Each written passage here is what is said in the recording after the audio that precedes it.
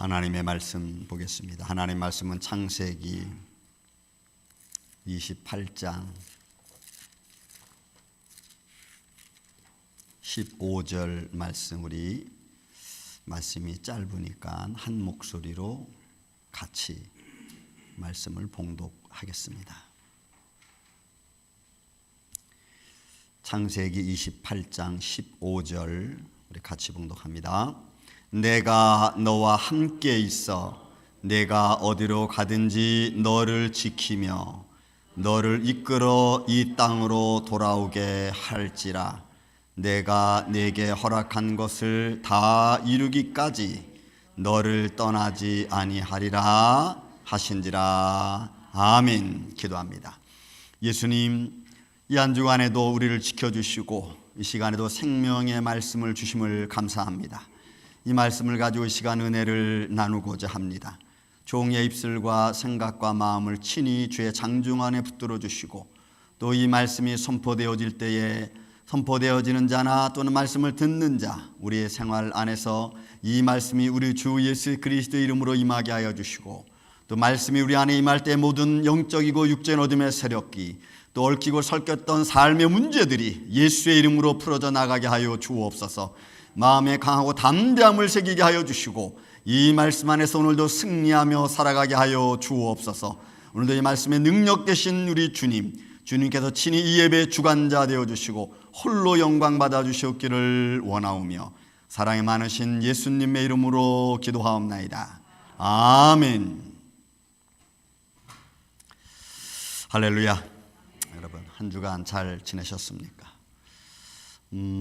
질문을 한번 던져보겠습니다. 하나님이 함께 하신다라고 하는 이 말은 우리가 늘 기도 중에 또 생활 중에 늘 쓰는 말입니다.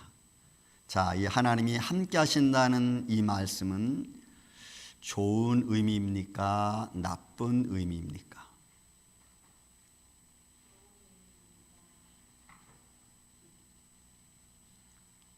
맞습니까? 대답을 왜 잘 안 하세요? 나쁜 의미입니까? 좋은 의미입니까? 뭐가 함정이 있을 것 같아서 대답을 안 하시는 거죠. 자, 좋은 의미입니다. 하나님이 함께 하신다는 것은 너무나 좋고 아름답고 복된 거죠.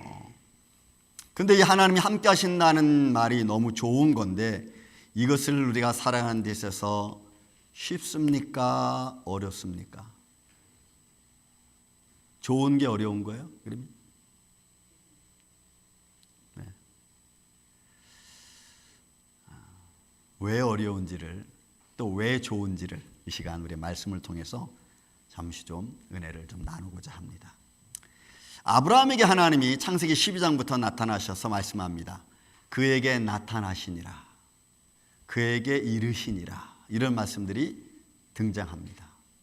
하나님이 아브라함에게 나타나셨고 아브라함에게 말씀하십니다. 왜? 그것은 내가 한 말을 너를 통해서 이루시겠다고 하는, 내가 너를 통해서 하나님의 일을 하겠다고 하는 하나님의 의도가 그 안에 담겨 있는 겁니다. 믿습니까? 그래서 구약에서는 하나님이 나타나시고 하나님이 이루시고 하나님이 말씀하셨다는 얘기는 반드시 너를 통해서 내가 일을 하겠다는 것에 정확한 의미가 담겨져 있어요. 정확한 의미가. 그래서 창세기 12장에 하나님이 아브라함에 나타나시고 말씀하시기를 내가 너를 복주고 내가 너를 복의 근원이 되게 하고 많은 민족이 너로 말미암아 복을 받을 것이다, 이렇게 말씀했습니다. 근데 아브라함은 거기에 대해서 What? 지금으로 표현한다면 그런 거예요. 이게 무슨 의미인지 잘 모르는 거예요. 왜냐하면 아브라함에게 있어서는 자기 혼자밖에 없어요. 그리고 나머지 사람들은 그냥 부족입니다. 부족원들이에요. 근데 하나님이 그렇게 말씀하십니다. 그리고는 창세기 15장에 가서는 또 한 말씀 하는 게 있어요. 그가 하나님 앞에 내가 어떻게 하나님의 복의 근원이 되고 내가 어떻게 열방의 왕이 될 건지 어떻게 알겠습니까? 했더니 하나님께서 그를 잠깐 어둠까지 머물게 하시고 하루 종일 지키고 있다가 어둠에 머물 때 제사를 드립니다. 그 제사를 때 환상으로 하나님이 말씀하십니다. 내가 이 땅을 너와 너의 자손에게 주겠고, 그리고 너희 자손들은 이방인의 객이 되어서 400년 동안 객생활을 하겠다는 거예요. 그런데 그 말을 들은 아브라함은 그냥 믿었어요. 그것을 하나님이 의로 여기셨습니다.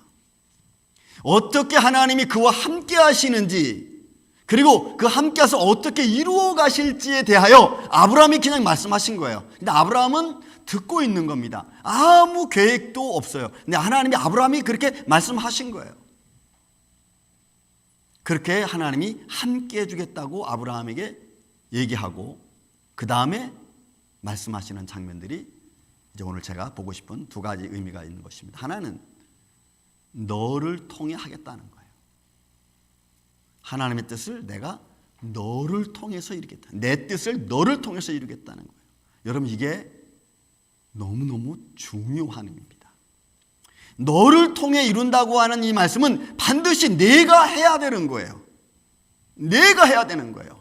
그러려면, 그렇게 하나님의 뜻을 행하려면 전적으로 하나님과 이게 불순종하는 마음을 가져서는 안 되는 거죠. 그냥 그 말씀 그대로 그냥 내가 따라가는 거예요.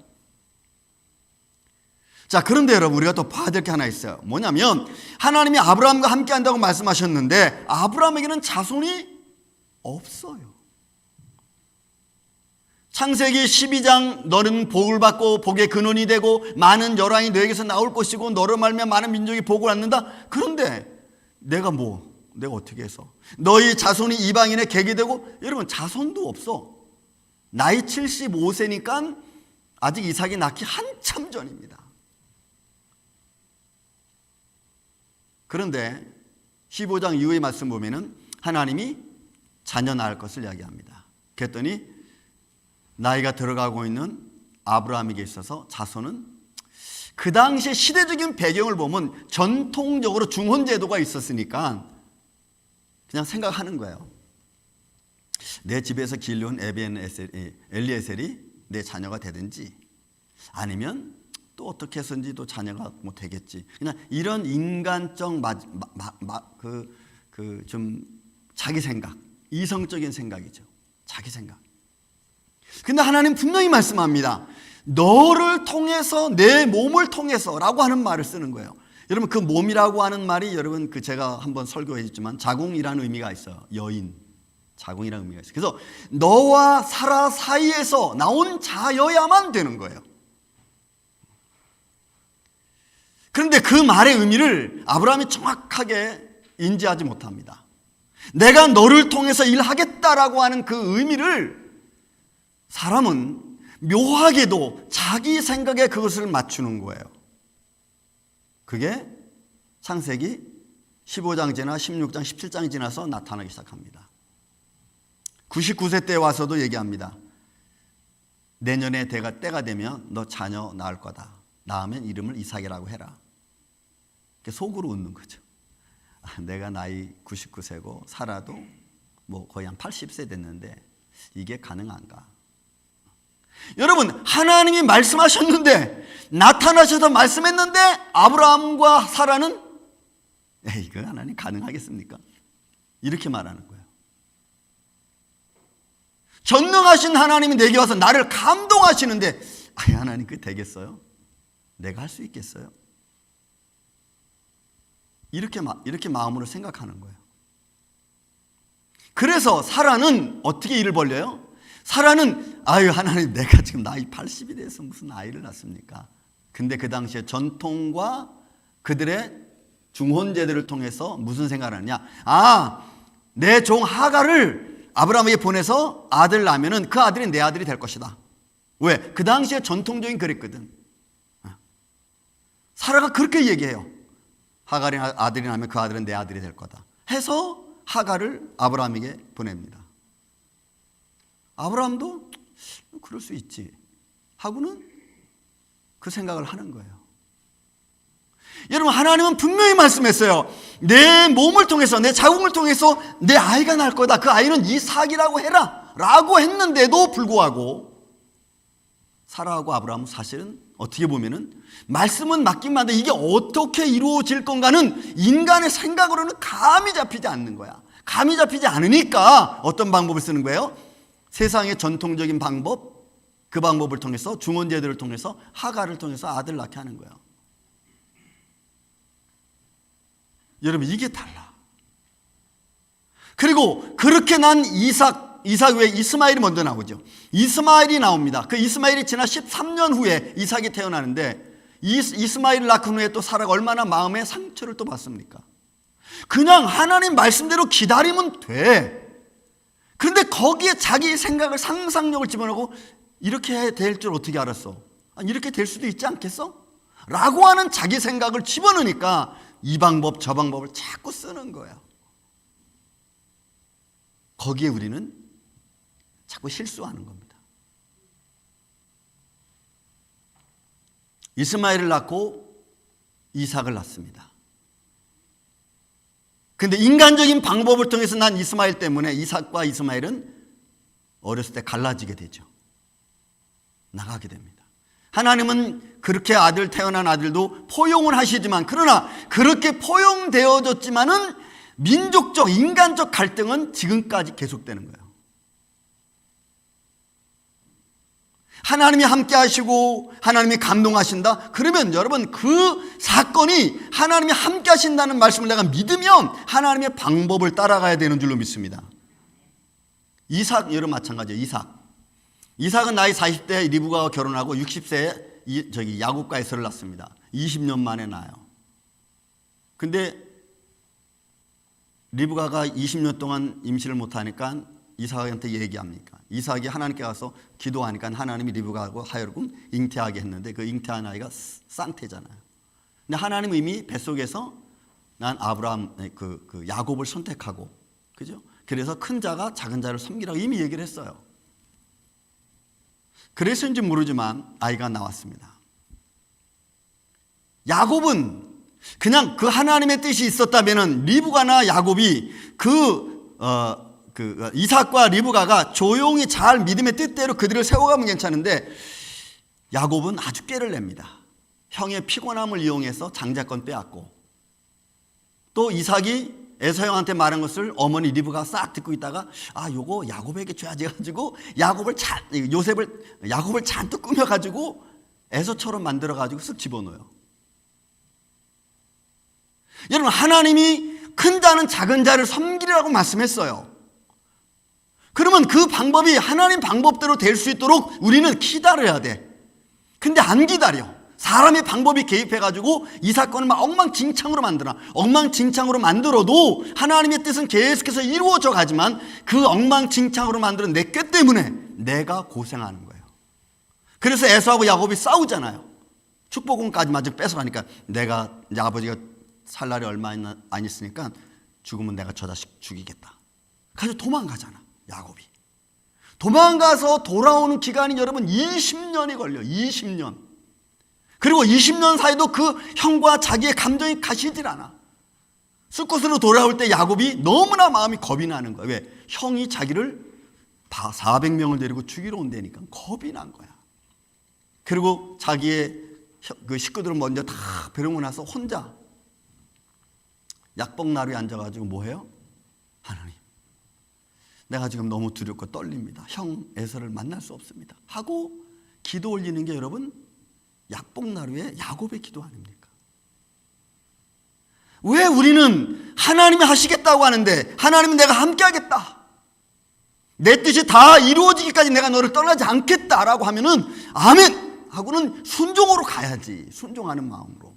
그거를 자기 생각을 집어넣고 이런 생각을 집어넣어가지고 막 뒤집어 엎잖아. 그러면 문제가 어디 생기느냐? 하나님의 뜻이 안 이루어지는 게 아니라 하나님의 뜻은 계속 가요. 그렇게. 그런데 문제는 나한테 생기는 거야. 내가 상처받든지 아니면 내가 어려워지든지 내가 곤란해지든지. 그래서 하나님이 해결해 주잖아요. 야곱에게 은혜를 베풀어 주시고 이름을 바꿔주시고 그리고 그때 가서 형을 만나라. 여러분 이게 이삭의 삶 속에서 리브가가 실수한 자기의 생각으로 했던 야곱의 생애 중에 하나죠. 또 야곱은 또 어떻습니까? 야곱은 20년 동안 라반의 집에 도망가 살면서 12지파가 만들어지잖아. 그럼 야곱은 라헬을 사랑했어. 그럼 라헬을 사랑해서 결혼을 제대로 라반 삼촌이 시켰으면 라반을 통해 라헬을 통해서 하나님 12지파 만들었을 거예요. 그렇지 않겠어요? 그런데 라헬을 안 주고 또 자기네 전통, 자기네 나라에서는, 부족에서는 형을 내비두고 동생을 먼저 줄 수 없다 그래가지고 형 레아를 먼저 주네. 그러니까 아침에 일어나서 야곱이 깜짝 놀라보니까 레아야. 그 너는 라헬을 얻으려면 7일간 그 레아와 같이 있어라 해가지고 7일을 지난 다음에 또 라헬도 얻습니다. 그러니까 7일 만에 부인이 둘 생긴 거야. 그러면 레아와 라헬이 동생 언니 동생 사이 아니에요. 그럼 둘이 잘 지내면 괜찮은데 거기에 뭐가 껴요? 남편의 사랑을 뺏기 위한 시기와 질투가 생겨. 시기와 질투가 생기다 보니까 이 레아가 나중에는 자기의 하인 실바를 또 야곱에게 줘. 또 그게 또 화가 나니까 라헬은 그때까지 아기를 못 낳으니까 또 자기의 종을 통해서 자식을 얻겠다고 비라를 또 아내로 줘. 여러분, 왜 하나님이 12지파를 만드는데 라헬을 통해서 만들면 돼. 그런데 거기에 인간의 방법이 개입해가지고 레아, 라헬, 비라, 실바를 통해서 12지파가 생겨. 그럼 12지파 형제들이 생기면 그 형제들은 또 여러분 잘 관계성을 맺어갑니까? 아마 여기는 안 나왔지만 레아가 난 6명의 아들과 딸 하나, 그죠? 그럼 라헬이 난 요셉과 그 베냐민은 맨 나중에 났으니까. 그 다음에 실바와 비라가 난 자식들 사이에서 내가 섬기던 주인, 예를 들어서 레아가 더 높으니까 또 자기도 비라보다는 높은 위치에 쓰려고 하는 이런 가족 간에 또 쟁투가 있지 않겠어요?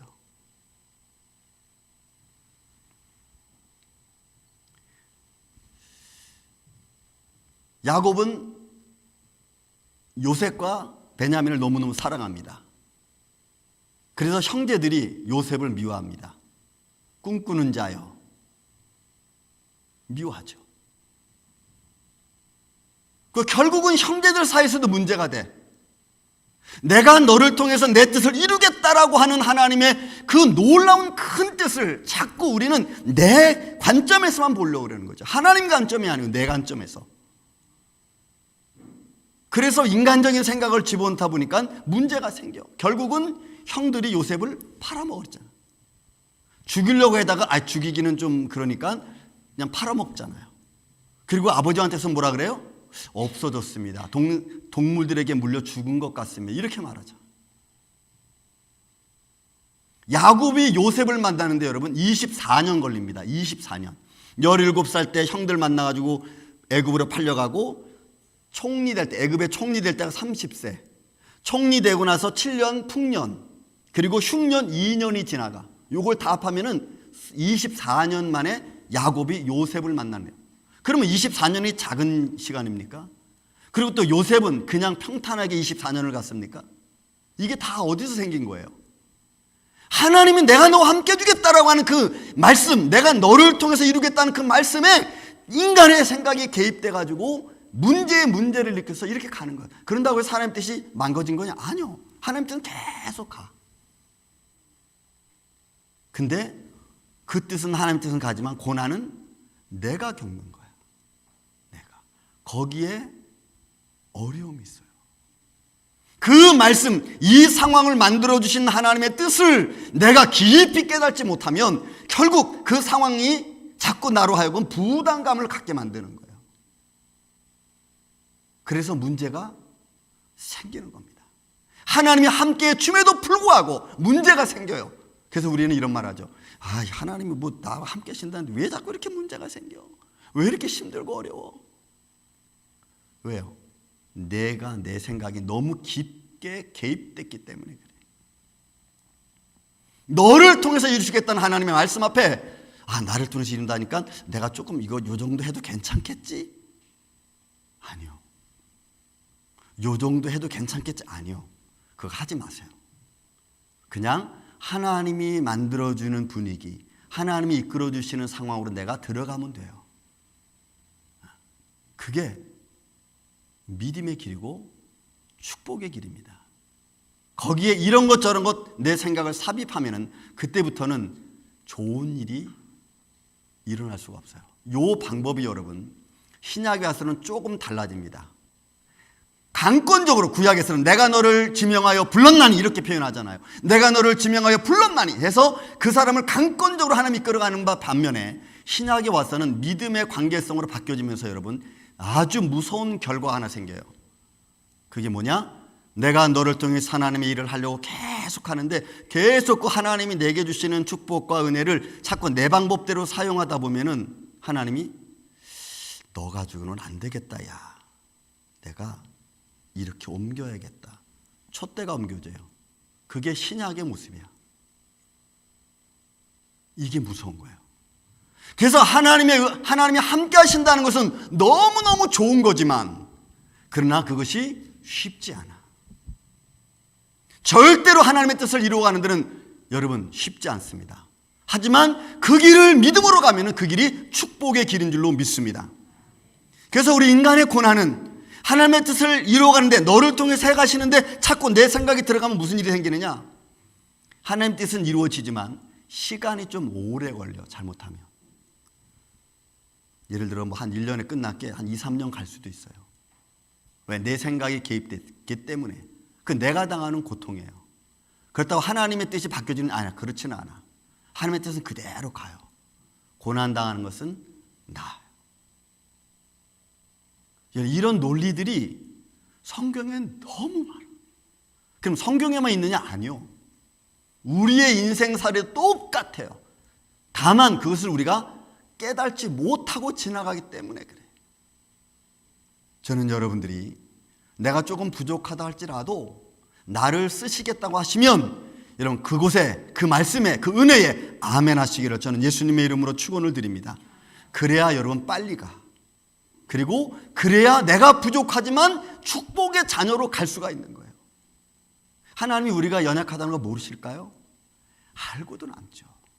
누구보다도 나를 잘 아시는 분이신데 근데 그거 하나님 모른다고는 모르는 것처럼 내가 얘기해버리면요 하나님은 우리가 하나님을 무시하는 거예요.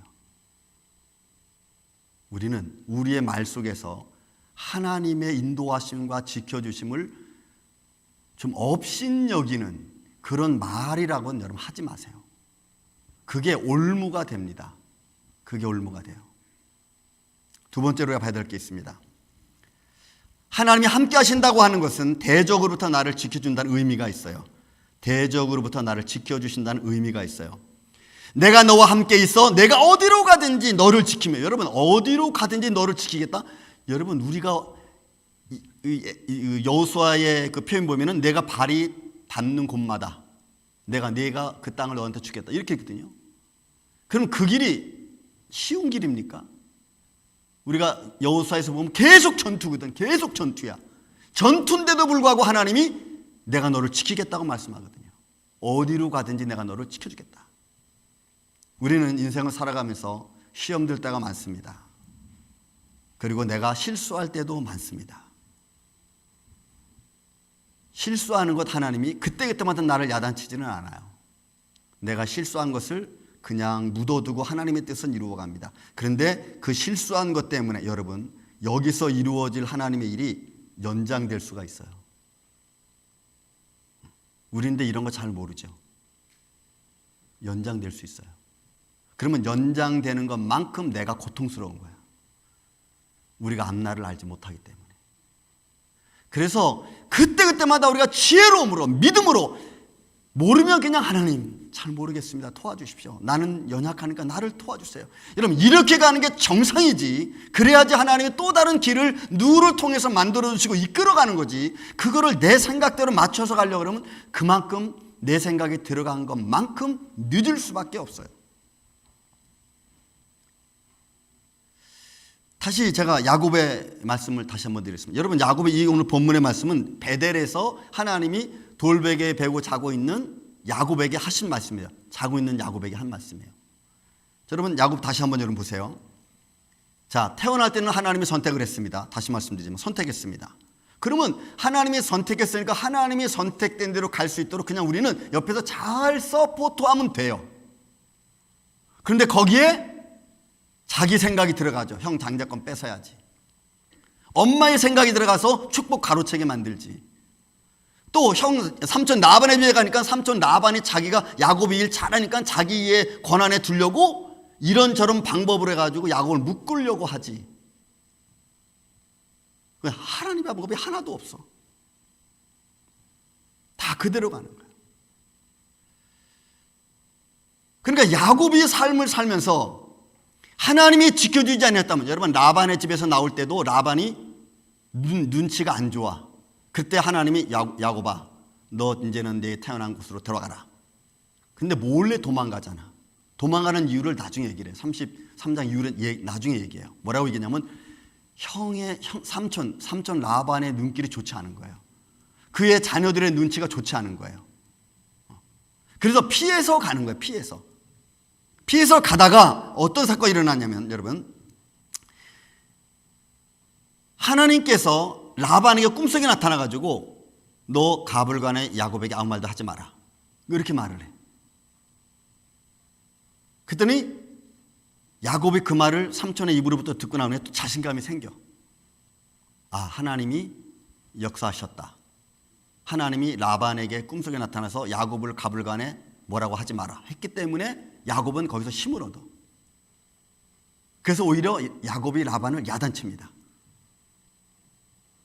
아니, 라반이 자기의 형제들을 데리고 자기 자녀들을 데리고 야곱을 치러 오는데 하나님이 막으시는 거야. 그러니까 어떤 실수를 우리가 한다 할지라도 내가 주를 위하여 달려가다가 실수한 거라면 하나님이 막아주십니다. 하나님의 일을 하다가 하나님의 영광을 위해 달려가다가 내가 실수한 건 하나님 막아주세요. 그러나 내 고통, 내 자의적인 생각을 가지고 하면은 그거는 그만큼 고통을 당해. 야곱의 딸 중에 디나가 있습니다. 그 레아가 난 딸 디나가 있는데 이 야곱이 그 자녀들을 데리고 이제 세겜 땅으로 오다가 세겜에서 딸 디나가 저녁에 잠깐 나가요. 잠깐 뭐 동네 구경하러 나갑니다. 근데 동네 구경에 나갔다가 그 히위 족속인데 하몰의 아들 세겜에게 겁탈을 당해. 이 딸 디나가 가지고 그 겁탈당한 것을 야곱이 알게 됩니다. 그럼 화가 나는 거예요. 근데 아무 말 하지 않고 자녀들이 다 돌아온 후에 이런 일이 있었다라고 얘기하니까 여러분 레아의 딸 디나, 레아의 아들 시므온과 레비가 분노를 해요. 이 수치스러움을 우리로 하여금 당하겠다 해가지고 화가 납니다. 그런 사이에 세겜이 와가지고 야 우리가 우리 딸들을 너에게 주고 너희 딸들 우리에게 주고 우리가 통혼을 하면서 같이 살자. 근데 그 세겜의 의도가 뭐냐면 그렇게 함으로 해서 야곱의 모든 족속과 모든 재산을 다 빼앗기 위한 거였어요. 그랬더니 레위하고 시몬이 노합니다. 노 하고는 말하죠. 우리는 너희랑 결혼할 수 없다. 이유는 너희가 할례 받지 않았기 때문에. 가지고 너희들이 다 할례 받으면 우리가 그렇게 하겠다 하고 레위와 시몬이 얘기합니다. 그러니까 세겜이 그 말을 광장 앞에서 자기 부족들에게 막 얘기를 해가지고는 다 할례를 받습니다. 할례를 받고 3일 뒤에 너무나 남자들이 몸이 아프죠. 이제 시므온과 레위가 칼을 들고 가가지고 히위 족속 중 하몰의 아들 세겜과 그의 부족을 다 죽여버려요. 여러분 다 죽여버려요. 이게 어떻게 큰 사건이 되는지 알겠죠. 그럼 히위 족속이 조그만 족속이 아니거든. 한 부족을 다 죽여버리는 거야. 그런데 야곱이 그 말을 듣고 야 큰일 났다. 너희들이 왜 나를 이렇게 힘들게 하느냐. 여기 있으면 우리 죽는다. 우리 도망가자. 해가지고 도망가요. 가족들 다 데리고 야곱이 도망가. 보세요. 하나님이 함께 해주신다고 했어요. 너를 어디로 가든 내가 너를 지키겠다고 했어요. 근데 문제는 계속 터지는 거예요. 왜? 자기들의 생각들이 인간의 생각들이 자꾸 들어가니까. 그런데도 불구하고 하나님이 지켜주십니다. 여러분 창세기 35장 5절에 보면은 이런 사건이 터져요. 그 디나 사건 중에서 도망가는 거예요. 도망가는데 그들이 떠났으나 하나님이 그 사면 고울들로 그 세겜의 부족 하몰의 그 부족 그 주위에 있는 사면에 있는 그 고울들로 말미암아 크게 두려움을 느끼게 하는 거예요. 그 고울의 주위에 있는 고울들이 저 야곱의 족속 우리가 치러 갑시다. 우리 모입시다 하고 쫓아가서 야곱 족속을 멸해버리면 하나님의 뜻이 안 이루어지는 거잖아요. 이게 거짓말 되는 거거든. 근데 하나님이 그 뜻을 바꿨어. 어떻게? 그들로 하여금 두려움을 갖게끔 만들고, 야, 이거 이러다가 우리도 죽는 거 아니야? 이렇게 마음이 바뀐 거야. 그러니까 사면에 있는 골들이, 야, 이러다가 우리도 야곱의 아들들에게 죽는 거 아니야? 이러니까 덜덜덜 떨고 못 쫓아가는 거예요, 여러분. 이 말씀에 이게 사면 고울들로 크게 두려워하게 하였으므로 야곱의 아들들을 추격하는 자가 없었더라. 하나님이 지켜주시는 거예요. 하나님의 거룩함, 하나님의 자손들, 하나님의 자손들과 하나님의 손길을 믿는 그런 믿음 안에서 행하는 것들에 대하여 하나님이 지켜주시는 거예요. 여러분, 이게 얼마나 놀라운 거냐면, 나를 통해서 일하시는 하나님을 내가 무시하고 나를 통해서 일하시는 하나님을 내가 이그노 하면은, 여러분, 하나님은 나를 이그노 하십니다. 우리가 하나님의 손길을 받고 그 손길 안에서 믿음으로 가는 것, 이게 얼마나 중요한지 몰라요.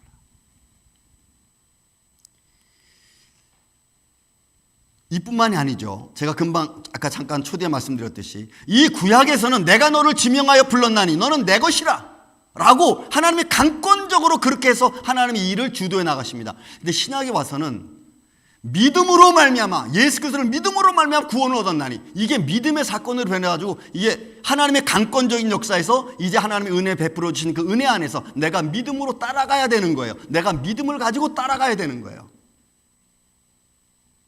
이게 약간 이게 틀이 바뀌어져요. 내가 믿음을 가지고 따라가야 되는데, 내가 믿음을 가지고 따라가야 됨에도 불구하고 믿음으로 따라가는 것 같지만 자기의 생각이 개입되어지면, 여러분, 그때는 말씀드렸듯이 문제가 생겨요. 이게 신약에서 너무 중요한 사건입니다. 다시 말씀드리면, 여러분, 요셉을 형들이 팔잖아요.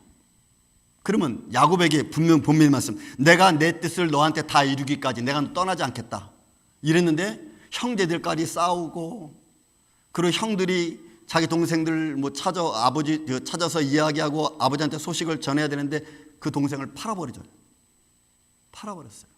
야곱은 마음이 얼마나 아플까요? 그것도 24년 동안 이제 죽은 줄 알고 있는데, 그리고 24년이 흘러 요셉이 살았다는 이야기를 듣습니다. 형들을 통해서 들어요. 거기에 창세기 45장, 여러분, 창세기 45장 4절에서 8절에 있는 말씀, 긴 말씀인데 제가 요약을 합니다. 요셉이 형들을 만나고 나서 이런 말을 해요. 뭐라고 말을 하냐면, 나를 애굽으로 보낸 자는 너희 형들이 아니고 하나님이십니다. 이렇게 말을 해요. 여러분, 이게 가능한 말일까요? 인간적인 생각으로 보면 이거 불가능한 거예요. 아까 금방 우리가 야곱과 에서의 얘기를 봤지만, 에서가 20년이 지난 뒤에도 야곱 너 만나면 내가 죽인다. 여러분, 이 생각이 인간적인 생각 그대로예요. 근데 요셉은 형들을 만나고 나서 딱 그 생각, 나를 이리로 보낸 것은 형들이 아니고 여러분들이 아니고 하나님이 나를 앞서 보냈다. 왜? 너희들의 생명을 구원하기 위해서 나를 먼저 이곳에 보냈다라고 요셉이 얘기를 해. 그러니까 나를 대적으로 삼았던 아들에게도 하나님이 요셉 입장에서는 지켜주신 거예요. 또 형들은 그렇게 원수처럼 여기고 팔아먹었던 동생이 오히려 자기한테 대들지 않고 하나님이 막아주시는 거예요. 그리고 하나님이 야곱을 통해서 이루시는 것 뭘까요? 야곱을 통해서 모든 70명의 야곱 부족이 다 애굽으로 내려가 아브라함에게 창세기 15장이 말씀한 것처럼 너희 자손의 이방인의 객에 대해서 400년 동안 있으리라는 말을 야곱이 마지막 옮겨감으로 해서 이루어지는 거예요. 하나님의 뜻은 변한 게 없어요. 하나님의 뜻은 그대로 진행이 돼. 그런데 그 사이에서 막 왔다 갔다 문제 사건 뭐 때문에? 내 생각 때문에. 내 교만 때문에. 하나님의 역사하심, 하나님의 인도하심을 어떻게 해서든지 좀 안 하고 어떻게 좀 해볼까?